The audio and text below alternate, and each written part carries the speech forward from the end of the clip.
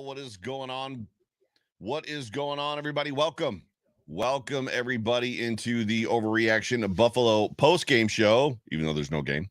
Brought to you by the Market Dominator team on the Buffalo Rumblings Vidcast Network, presented by Picasso's Pizza. Treat yourself to the most flavorful pizza on game day. Picasso's, we are Buffalo Pizza, shipping local and nationwide. Order online at picassospizza.net.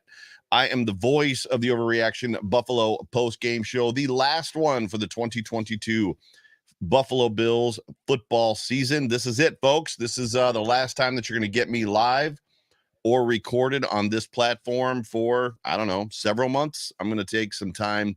I'm not sure necessarily what I'm going to do with the other podcast that I've started. It's funny because I'm excited about doing them on the Overreaction Buffalo podcast, just the audio only stuff.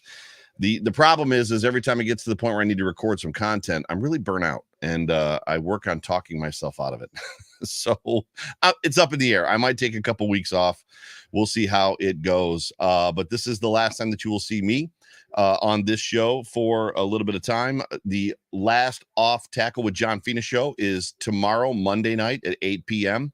And then I believe potentially the last Hump Day Hotline of the year is also, well, at least probably until until free agent time and draft time. And then the Hump Day Hotline for sure will be back. But that will be this Wednesday, I believe, at 8 as well. But it is so good to have you.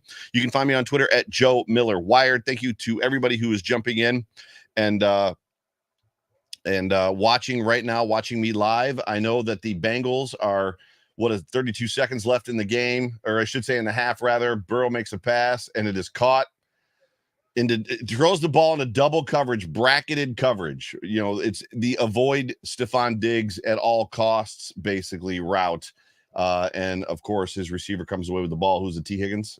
His receiver comes away with the ball with a brilliant catch to put them on the 5-yard line. So there's so much about this game. That's the other thing, too. Like, I just feel like if I were to continue doing podcasts or doing content, that I would just be extremely negative.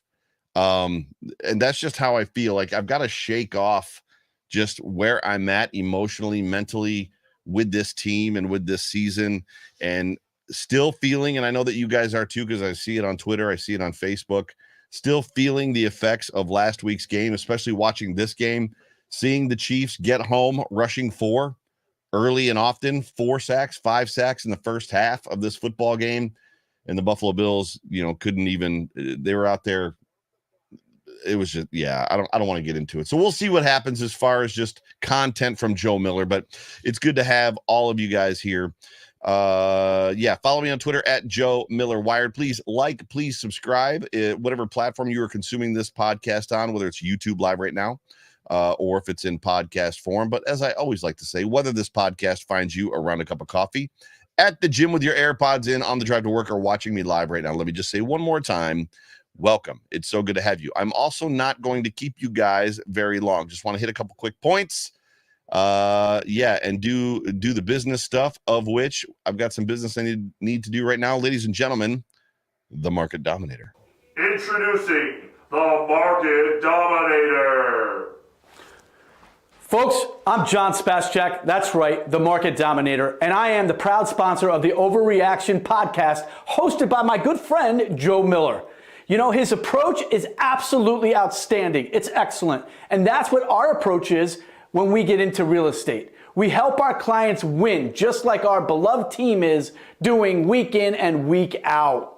So folks, if you want somebody representing you with the most cutting edge technology, using artificial intelligence and everything we can get our hands on to help you win, you reach out to me directly, 716-570-3298. We will answer our phone. And one more thing, go Bills. Go Bills. That is John Spaschak, the Market Dominator, representing his team. If you are in the market to buy or sell a home in the Buffalo market or in New York State, or I believe anywhere in the country, you can give John a call, 716-570-3298. That number again, 716-570-3298. John, thank you so much for your support this year. It's been a great year. I texted you earlier, I think yesterday, just to thank you for your support. And thank you also to Tom from Western New York Beer Trail for your support this year. A lot of great content, a lot of good times, a lot of good football we watched, a lot of good conversation. Super thankful. It is because of you guys and the watchers, listeners, but it's because of you guys supporting and sponsoring this show that I'm able to do this. So believe me, from the bottom of my heart, thank you so much. So yeah, let's talk real quick just about a couple quick things as this football game is still being played. It's halftime officially for the Bengals and Chiefs game. It's a little bit maddening watching this football game. The 49ers Eagles game did not turn out anywhere near what I had expected or anticipated, and obviously Brock Purdy getting hurt the way that he did, effectively the Josh Allen injury, right? The difference is Josh Allen has a stronger arm, and after taking that hit can make one throw that really hurts, and then the next throw he throws it 65 or 70 yards down the field. Josh Allen is, as I think I don't know who says it, but is it Colin Coward or somebody calls him an alien? The dude is just not human. But the football game earlier today was all I wanted was good football. And this game, the game we're getting right now, Bengals and Chiefs, has been a good football game so far, but it's frustrating just watching what we're watching. Meanwhile, the 49ers Eagles game left a lot to be desired just because they were down to basically just literally handing the football off, which is, you always wonder, right? You watch these games, you're like, what would happen if the emergency quarterback came in? Well, we didn't see the emergency quarterback in that football game, but we did see a situation where the quarterback threw the ball twice. Was it 2 times in the second half? It was not good. But as far as this Chiefs Bengals game goes, it's just showing us, right, the errors, the mistakes, the missed opportunities as it pertains to what we watched last week. And I think the problem that's kind of getting me right now even more is, that sound that you hear in the back of your mind that isn't necessarily completely audible, but like it feels like somebody's like watching or walking behind you down the street, right? It's dark out. You just feel like somebody's watching you. That sound that you hear, that feeling that you feel, are the teams in the Bills division getting better, while the Buffalo Bills are not getting better. You look at certain things as it pertains to them firing their safeties coach. We don't know why. I don't believe for one second that they're blaming him for that loss. I have a feeling it's probably something personal, or it's something where it just wasn't a fit, or it just had ran its course, or who knows what the answer is or what the story is. Tyrell Dotson put out a tweet today that was basically a goodbye to Buffalo. We know already that Jordan Poyer is most likely gone. We know already that Tremaine Edmonds has a very, very large contract extension that he's expecting, that the Bills will either be able to do or they won't be able to do. Brandon Beane left us in a situation where he told us that, there's some guys that are going to have to be moved. Maybe we're going to have to go get some inexpensive free agents. We are, if the salary cap gets to $230 million, we're already $10 million over it. So it'll be interesting to see just what the Buffalo Bills do, if there's trades involved, who they re-sign, how they remake this roster. I think I've been saying it for a couple of years that I felt like the luxury of having $50 million or $60 million tied up in your defensive line, which now is probably $70 million with Vaughn, was a luxury that I didn't feel this Buffalo Bills team could necessarily afford. And year after year after year after year, including this one, that defensive line rotating him at 48% has let us down. It's failed us. When you look at that situation, you're legitimately keeping 4 of your best players on the bench 25 to 35% of the snaps. I just don't understand a world where it makes sense. And because of salary cap issues, maybe this is the first time we're going to get to see that not be the case. Maybe we're going to get to see a defensive line this year where Vaughn is playing 70 to 75% of the snaps. Daquan Jones is playing 80% of the snaps like he should be, 85%. Ed Oliver is more than likely going to be on this football team. Is he playing 70 to 75% of the snaps next to Daquan Jones? Greg Rousseau playing 80% of the snaps. To me, it's unfathomable the fact that the Buffalo Bills have allowed this to go on for 4 years. It hasn't worked. It's a nice concept. On the whiteboard, it looks fantastically awesome. It just doesn't work. In reality, it's not great. Tim Settle is not Daquan Jones, right? Boogie Basham is not Von Miller. It just is what it is. Jordan Phillips is probably the one high energy, high motor guy that's back there that maybe you'd like to see on the field a little bit more than 30% of the snaps. But outside of that, give me Von Miller, Daquan Jones, Ed, or Jordan, and Greg Rousseau, 75, 80% of the snaps. And if that means we go to Florida and we lose one football game because they're dog-ass tired from the heat and being on the field too much, then so be it. Other teams go down there and beat the Dolphins in that heat, running their defensive line 80%, 75% of the snaps. If it means that I lose a game in Florida, which we did this year anyway, but I win a game in December, January, maybe February, I'll make that trade all day long. The Dolphins can have that one game. But anyways, I digress. The sound that you hear are the teams in the Bills division getting better. That creeping feeling that you have climbing up the back of your neck.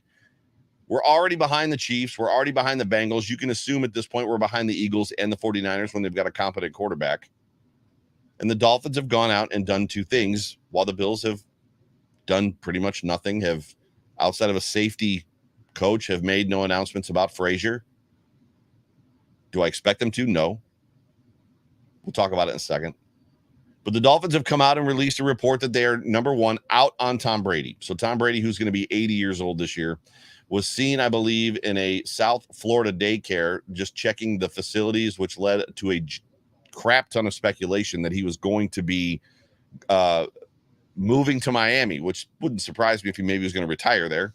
But there was also speculation that might be, there was one guy that yelled like at him, right? Like, oh, you come to the Dolphins? And he didn't, he just turned and walked away. But the Dolphins have reported, at least to this point, that they are out on Tom Brady. Now, the interesting thing about that is Tua Tagovailoa is still in concussion protocol weeks later. So you got to wonder, what is the status? What is the condition of Tua Tagovailoa? Is this head injury thing that he has unfortunately gone through, specifically, 3-4 this year? Is it going to be a situation where it sidelines him for a long period of time? Is it going to put his health and his life in jeopardy? We just don't know, which to me makes me wonder if the Miami Dolphins potentially revisit that stance of being out on Tom Brady sooner than later. But that to me isn't the situation where they're getting better. Where they're getting better is they also announced today that they have hired Vic Fangio as their defensive coordinator. Now, a Miami Dolphins team that has had relatively decent defenses, and I don't think their defense was necessarily horrible this year either, did exactly what the Buffalo Bills should do. They moved on and they went and got a defensive guru, a defensive genius. Leslie Frazier, while he's good, he's a steady hand. He's a respectable man. He's a guy. He's a leader of men, guys. He's a guy that players want to follow, want to play for. He's not exactly what you would call in 2022 or 23 a defensive guru. Yes, he's got schemes and things that he has done in the past that have worked well, but like anything else, the league catches up to you. Those days pass you by. You need to sunset certain things, and one of those things is probably this nickel 4-2 defense. So the Dolphins hiring Vic Fangio makes me incredibly concerned because they played the Bills extremely tough with the last guy. Now you're going to bring in a dude that can properly scheme,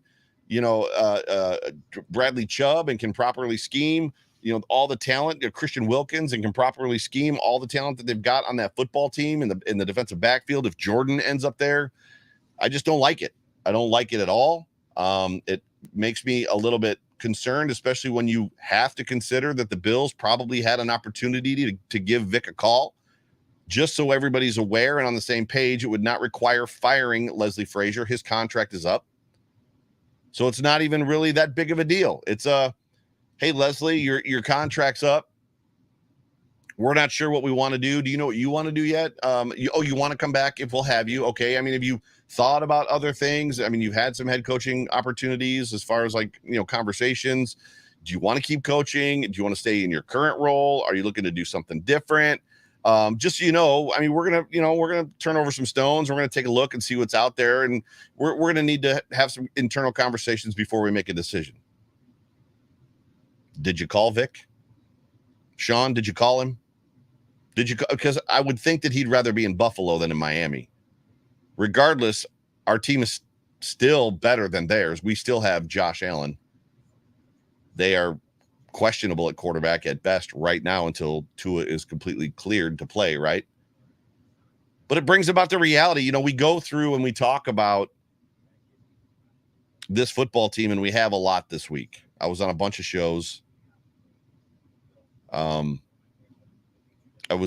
had Joe Marino on the Rapid Fire Friday episode on Friday, and we had some tough conversation, and it wasn't overly positive. The show that I was on with him was great, fantastically positive. We ranked all the wins.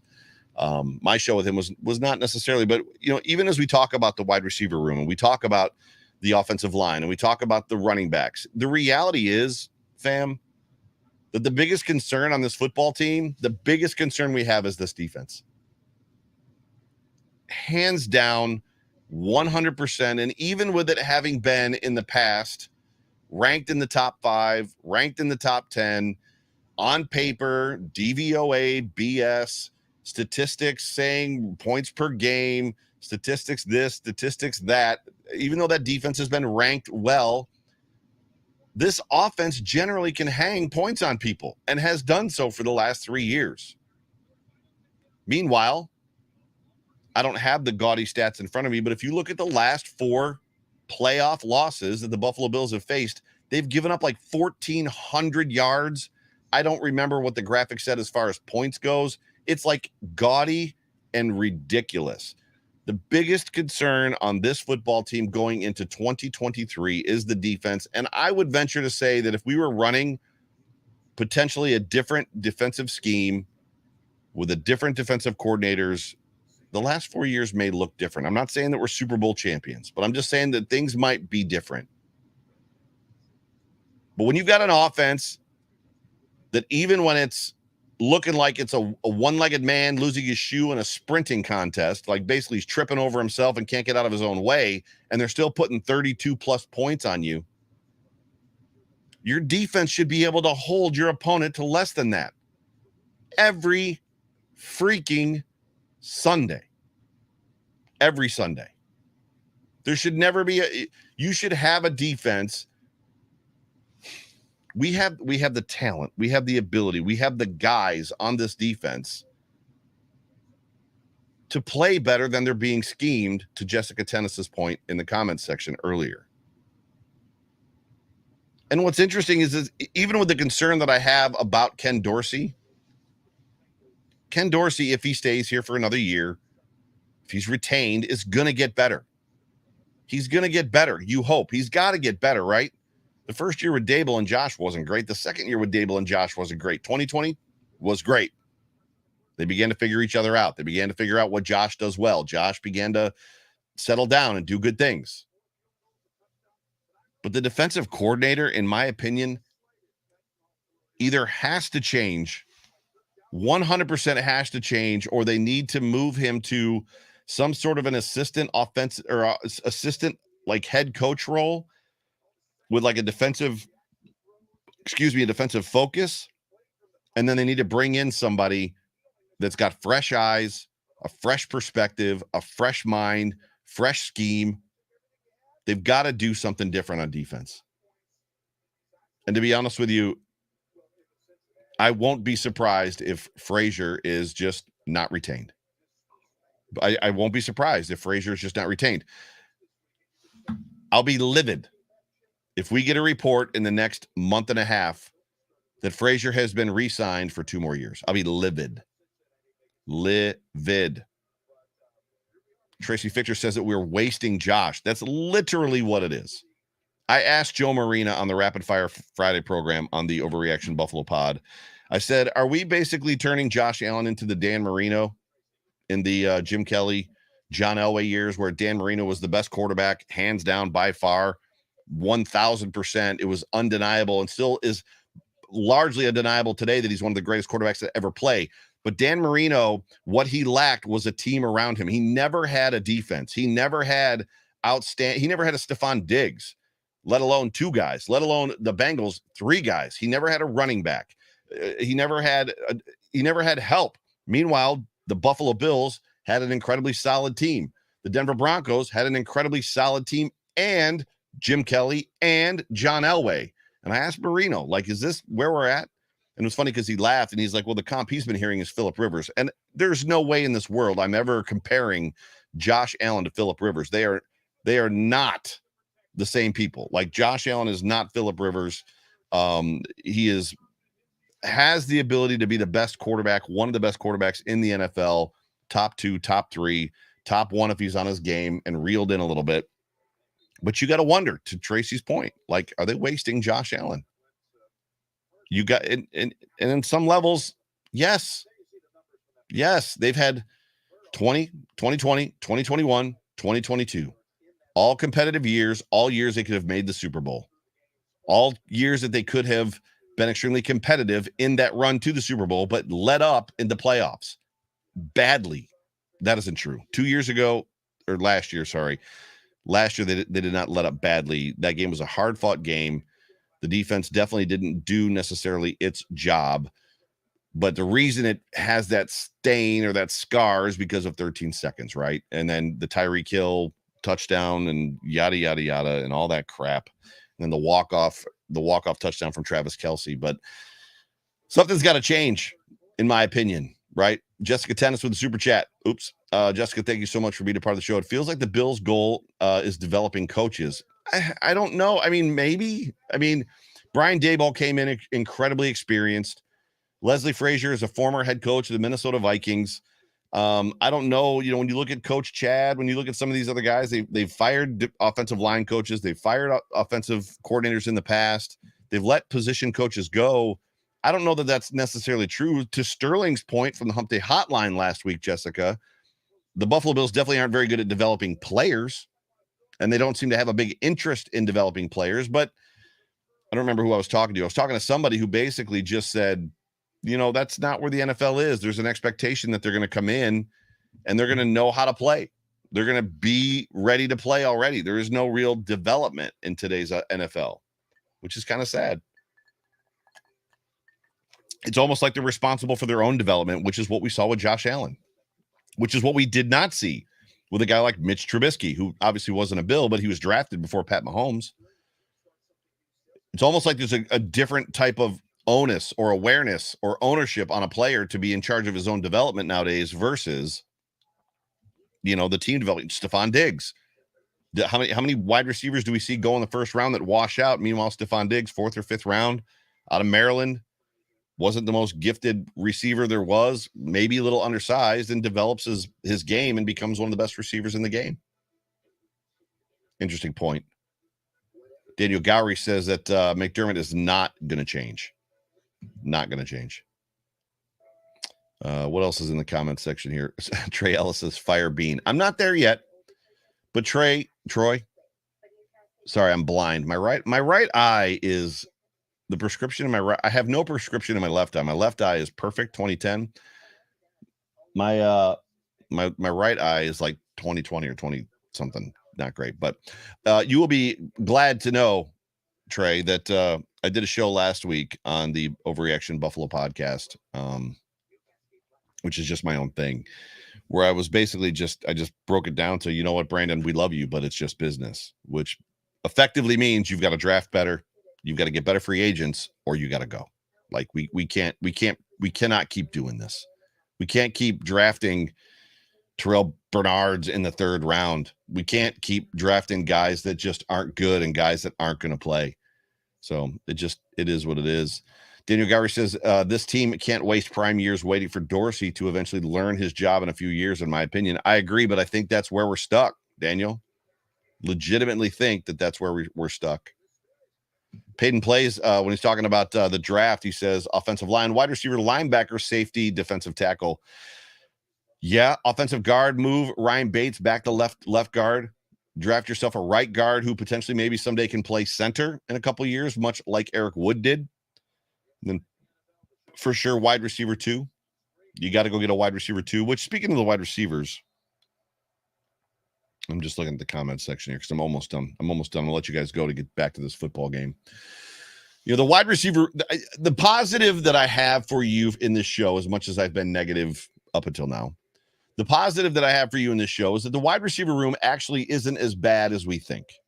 And this is not a concept that I got myself. It's a concept that I got from Jeremy White from WGR, who made me, when he said it on the air last week sometime, it was an epiphany for me. It made me rethink the whole situation. So the problem that we had was we had Stephon Diggs, who was all world, right? Elite.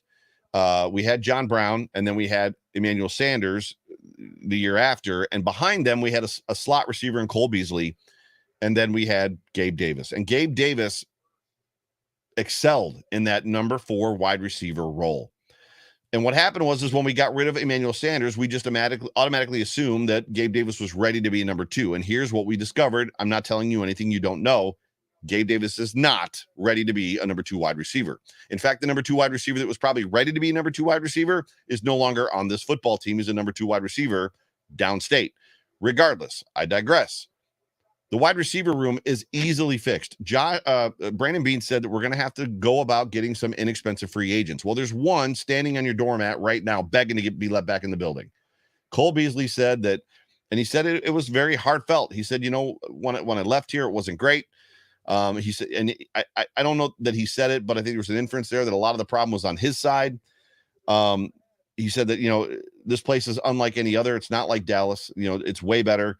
There was an expectation that Tampa was going to be good because Tom Brady was wooing him in his DMs and wanting him to come to Tampa, and he did, and it was strange. He felt the only place he wants to be is here. The only place he wants to play is Buffalo, and he wants to be back next year if the Bills will have him. So I believe he's got at least 1 year left in him. So if this is a guy that we're talking about, get him in here, cheap $1 $2 million deal, 1 year, right? Get him to be there for guys like Khalil Shakir and whatever else. Jamison Crowder's another one who wants to be back that could probably come back on a $1, $2, or $3 million contract, although Crowder has the difficulty staying on the field.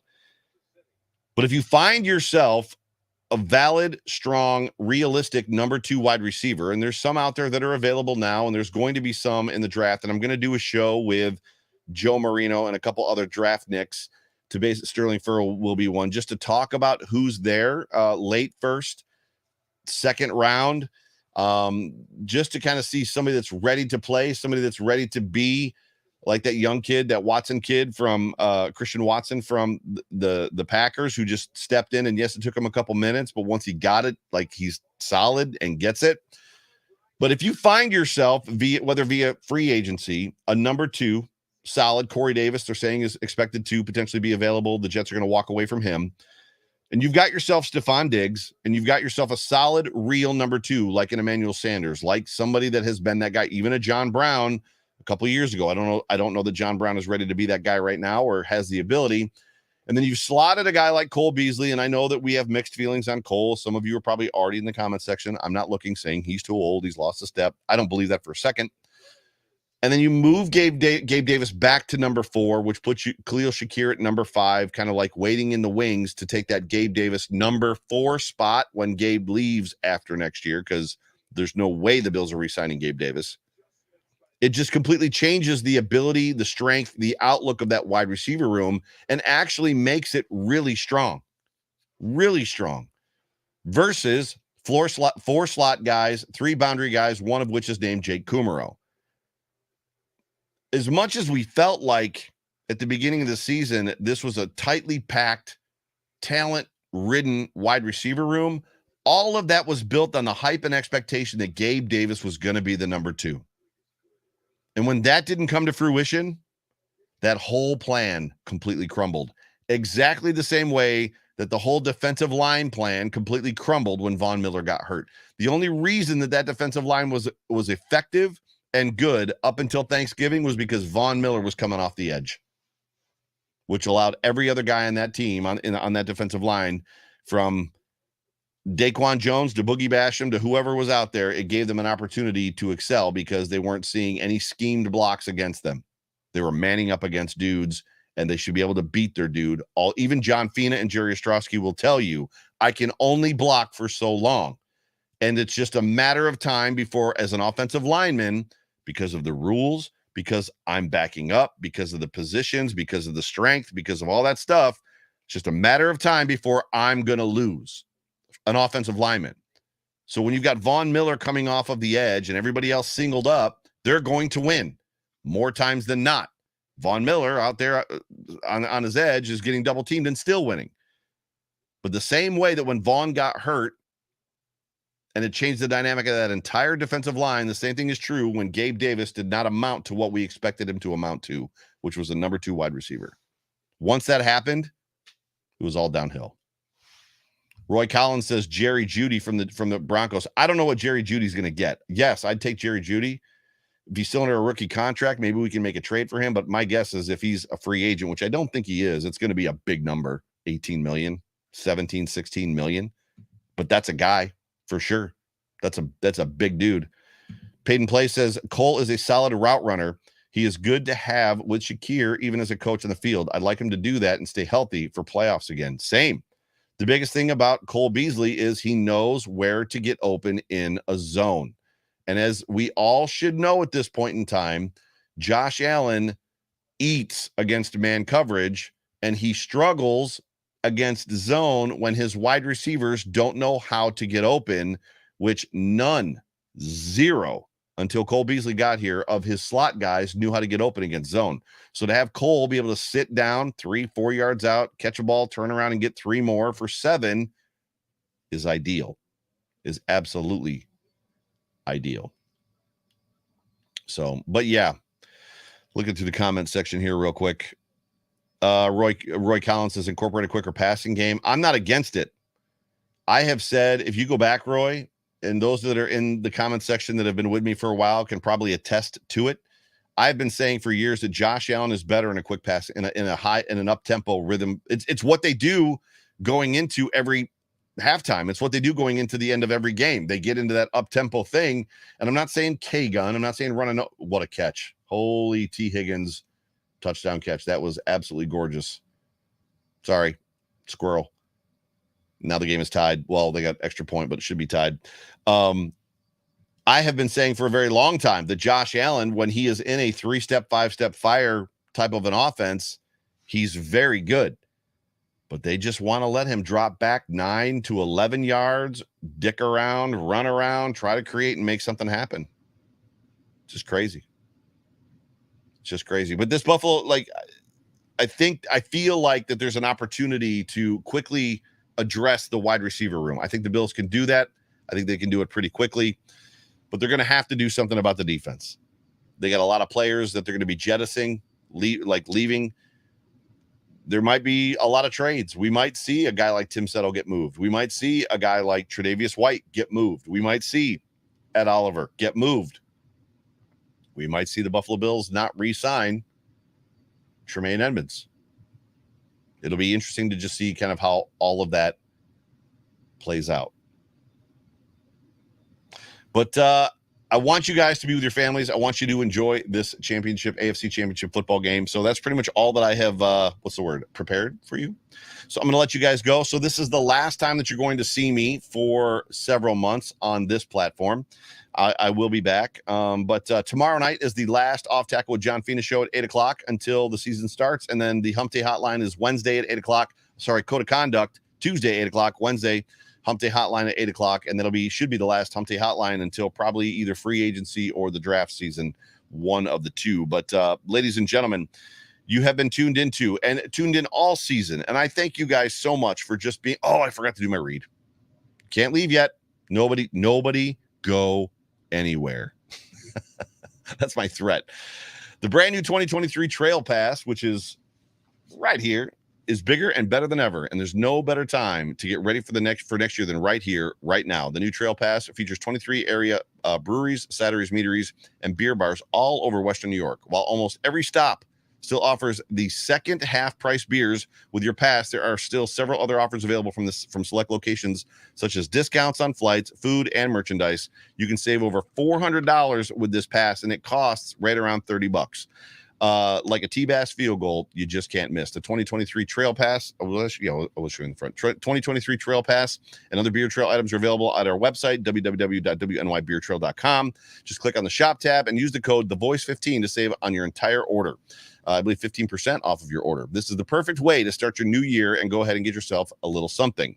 We at Western New York Beer Trail are proud to support everything local, craft beer, small business, local charities. Watch for our meetups and fundraising events along the way. Western New York Beer Trail. Drink local, support local. We will see you on the trail. Whew, got that in. I'd have felt really bad. RJ Mayville says, thank you for all the great work this season. Thank you for being on the ride. I appreciate you. David Silver says, go Bills. Yes, David, for sure. Karen Idzik says, man, I'm going to have to get a life now. Podcast taking breaks, no Bills. It's a grind. This is definitely a grind. Jessica Tennis says, have a great offseason, Joe. Jessica, you too. Daniel Gowrie says, thanks for the season, Joe. I just want you guys to know how much I appreciate all of you guys. Peyton says, enjoy your time off, Joe. Well, it's not goodbye. It's I'll see you later. Tracy says, bye, Joe. It's not goodbye. It's I'll see you in a minute. I'll see you in a minute, right? Is basically what it is. But yes, I do appreciate every single one of you, and I appreciate the fact that you guys have hung with me all season. This show has grown this year, which is the only thing that I, as a content creator, can ask for.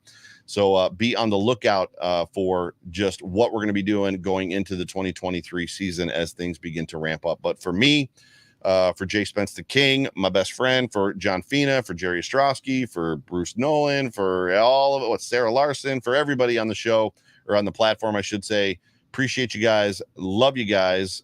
Yeah. Enjoy the rest of the AFC Championship game. Enjoy the Super Bowl. Do your best to enjoy the offseason. We'll be back in touch. Check right now after this. Go to Overreaction Buffalo Podcast and subscribe to that, because you are going to get offseason content from me. I just don't know how much yet. So make sure you do that if you want to keep hearing my voice. But with that, I'll talk to you guys later. Love you guys. Go Bills.